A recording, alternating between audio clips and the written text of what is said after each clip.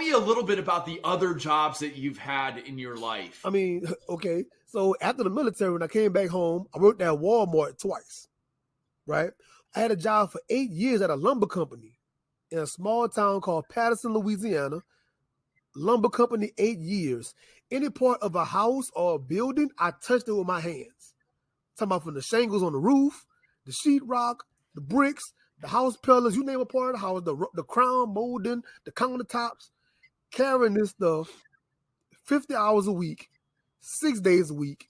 I did 8 years of that in the extreme heat, in the extreme cold, in the rain, you name it. Like, I've done some horrible manual jobs to where the jobs I have now, I am totally appreciative.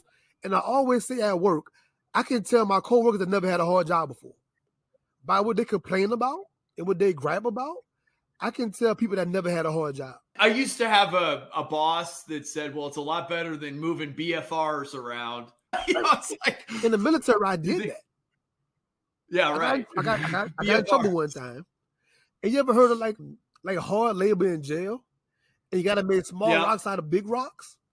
We literally had to make small rocks out of, with a sledgehammer. We out there making small rocks out of big rocks. I literally have done that. When I finally go to college and I can finally get some inside jobs and I can finally be in a building and I can finally be nice without being all full of paint and paint thinner and I'm not in the elements, I'm appreciative. Like my worst case scenario at work is what?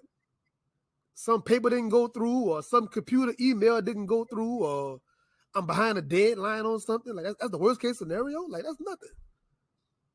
That's nothing. Compared to what I've done, that's nothing, man.